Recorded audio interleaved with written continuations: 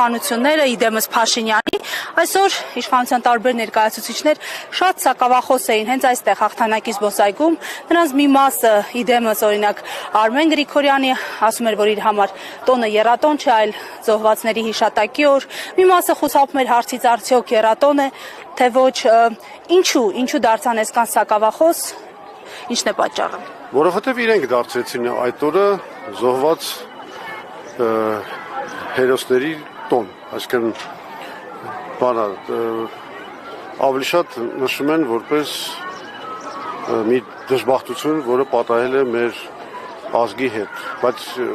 ամենակարևոր բանը չեն ասում, որ այդ դժբախտության հեղինակը իրենք են։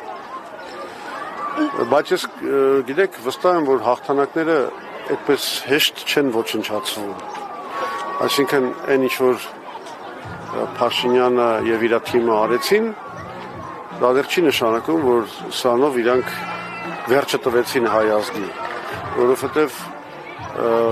հավատը մեկը մեր շարունակվում է, այդ հաղթանակը միևնույն է եղել է եւ այդ հաղթանակը առաջին հերթին ապացույց է դրան, որ եթե ժողովուրդը ոտքի է կանգնում եւ առաջնորդվում է եւ արդար եւ լավ հաշվարկված գաղափարախոսությամբ նա հասնում է հաղթանակի։ Այդ առումով այդ հաղթանակը մեզանից ոչ ոք չի կարողանալու խլել։ Անկամ Նիկոլ Փաշինյանի թիմը, որը այսօր դարձել է Հայաստանի նվաստացման խորհրդանիշը։ Եվ ինչ որ իմաստով այդտեղ մի ելք կա, այսինքն նվաստացումը հենց Նիկոլ Փաշինյանի հետ էլ կգնա։ Պարոն Զուրաբյան, ես մեջ բերեմ ձեր քաղաքական առաջնորդի Հայաստանի Հանրապետության առաջին նախագահի Արցախի ժողովրդին ուղղված նամակից մի հատված 80-ականներին դեռևս տպագրված խորհրդային Ղարաբաղ թերթի միջոցով, այստեղ նախագահ Տեր-Պետրոսյանը նշում է. Դուք եղաք հայոց ազգային նոր զարթոնքի կարապետը եւ այժմ մեր ողջ ժողովուրդը երախտագիտությամբ պետք է հատուցի ձեզ կրած զրկանքները եւ սատար կանգնի ձեր գերմարտքային սխրանքին, իսկ Հայաստանի իշխանությունները պարտավոր են լինել ձեր անվտանգության եւ բարօրության երաշխավորը։ Ինչու Հայաստանի իշխանությունները դադարեցին լինել երաշխավորը եւ անվտանգության եւ բարօրության Արցախի ժողովրդի եւ ավելին ատելություն գեներացնել նույնիսկ տարբեր իշխանական ամբիոններից։ Հազար անգամ ասել եմ, ելի կկրկնեմ։ Գլխավոր խնդիրը դա առավելապաշտությունն էր։ Այսինքն երբ որ մեր քաղաքական ղեկավարները որոշեցին, որ այն հաղթանակը, որին մենք հասել էինք, քիչ է, որ օրինակի համար մենք կարող ենք պահել նաև Ղարաբաղից դուրս հողերը, մինչդեռ աշխարհը ասում էր ձեր հաղթանակը մենք ընդունում ենք եւ Լեռնային Ղարաբաղը ճանաչում ենք որպես հայկական վերահսկողության հող։ Այդ բանի հետ մեր առավելապաշտները չհամաձայնվեցին եւ վիժեցվեց այն խաղաղությունը, որը մեզ իսկապես կպսակեր այն հաղթանակը, որին մենք հասել էինք։ Իսկ Փաշինյանը պարզվեց, որ այդ առավելապաշտներից էլ ավելի առավելապաշտն է։ Ոչ մի թիզականներից ամենա ոչ մի թիզականն է։ Տիգրան մեծից ավելի Տիգրան մեծ է։ Այդ իր երևակայությունը իրեն այդպես էր հուշում եւ ինքը ըստ էության իր այդ արկածախնդրական, անզգույշ ռետորաբանությամբ, հրաժարվելով խաղաղությունից,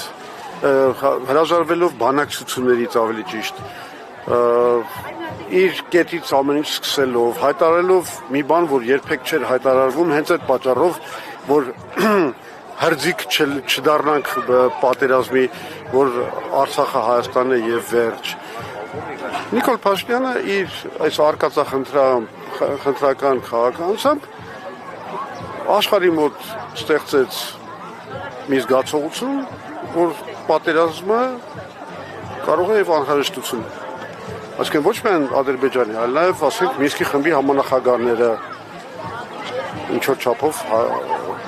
հարմարվեցին այդ գաղափարի հետ, որովհետեւ տեսան, որ հակամարտության կողմերից մեկը մերժում է բանակցությունները։ Սա բանն է, մեր գլխավոր պատճառն է պարտության։ Հիմա ես նորից եմ ուզում կրկնել, այս հաղթանակի օրը ամենակարևոր բանը գիտակցությունը, որին մենք պետք է գանք, հետևյալն է. երբ մենք իրատես ենք, երբ մենք հաշվարկում ենք եւ մենք ստրատեգիական պլանավորում ենք կատարում,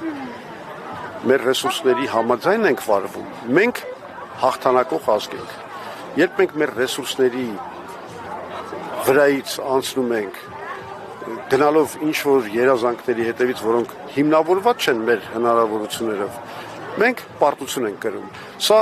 մենք առաջի ազգը չենք, ոչ էլ վերջին ազգն ենք, որ այս վիճակում է ընկել կամ ընկնելու։ Սա դաս է, պատմության դաս է, որը բոլոր ազգերը անցնում են։ Մենք էլ այդ պատմության դասը պետք է անցնենք եւ ինչքան լավ յուրացնենք, որ իրատեսությունն է հաղթանակի հիմքը, այնքան շուտ մենք նորից կունենանք հաղթանակներ։ Այս պահին ելքը որն է, որ օրինակ վերադարձվեն Հայաստան հայերին, ոչ միայն Հայաստան հաղթանակները, այդ թվում հնարավոր լինի վերաբացել հայկական Արցախի էջը, որն է ասած ելքը այս պահին։ Կներեք, մենք պետք է հասկանանք, որ այսօր հենց այս առավելապաշտների գործունեության պատճառով մենք հայտնվել ենք շատ խոցելի վիճակում, երբ որ վտանգված է եւ Սյունիքը, եւ մեր ամբողջ պետականությունը։ Այսինքն այսօր մեզ մի քանի խնդիր է պետք լուծել։ Նիկոլ Փաշինյանին հեռացնել, բերել իրատեսական իշխանություն կառավարման Հայաստանում եւ առաջի խնդիրը, որ մենք պետք է լուծենք, պահպանենք Հայաստանը ներկա միջազգանորեն ճանաչված սահմանում, դա էլ երաշխավորված չի։ Ու ինչքան մենք շարունակում ենք այս քաղաքականությունը, ինչքան Փաշինյանը իր անիմաստ ու անվերջ անդադար զիջումներով հրավիրում է Ադրբեջանի ագրեսիան, այնքան ամեն ինչ վտանգված է։ Սյունիքը առաջին հերթին եւ մեր պետականությունը ընդհանրապես։ Հետևաբար մենք պետք է այս խնդիրը կարողանանք լուծենք, ես ասեմ, եթե մեր սերունդը քաղաքական գործիչների կկարողանա այս խնդիրը լուծի, մենք դրանով կստեղծենք հիմքեր նրա համար, որ ինչու՞ չէ, մի օր էլ խոսենք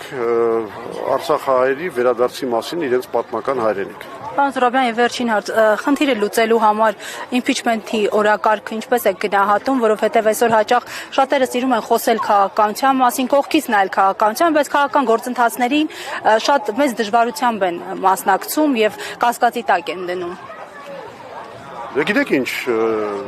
չնայած մենք ունենք, ասենք, քաղաքական հակասություններ այդ մարդկանց հետ, ովքեր այդ իմպիչմենտը նախատեսել են, բայց մենք իրենց հետ հանդիպեցինք, մենք իրենք ներկայացրեցին այդ ծրագիրը։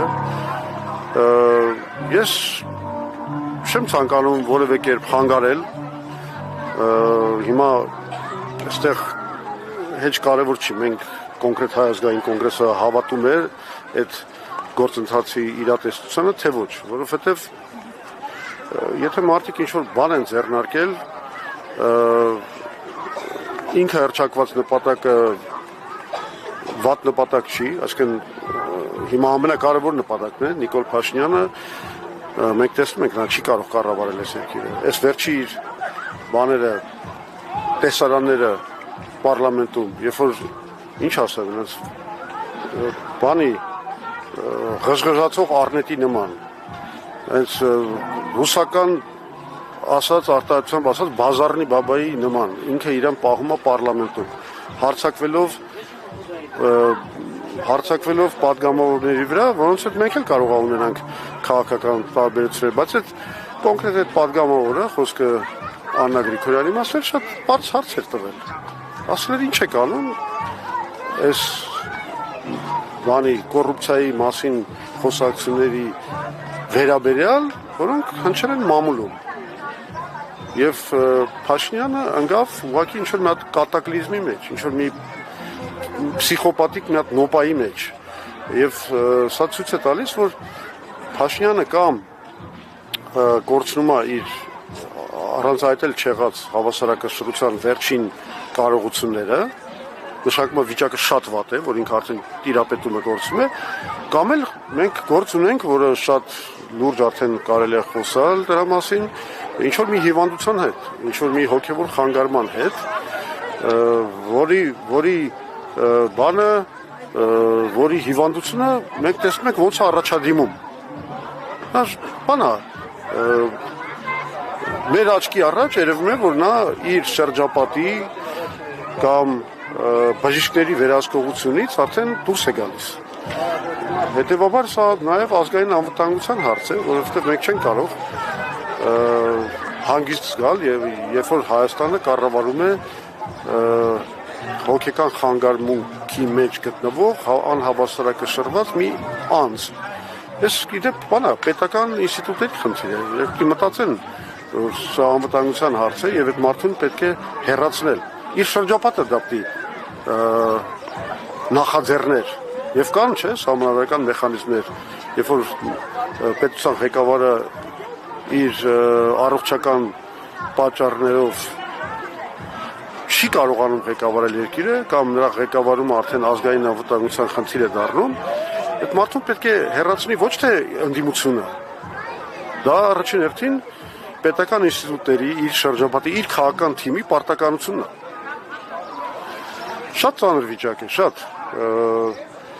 ցավոք սրտի այսօր գժությունը հաղթանակում է Հայաստանում, բայց դրա վերջը պետք է տալ։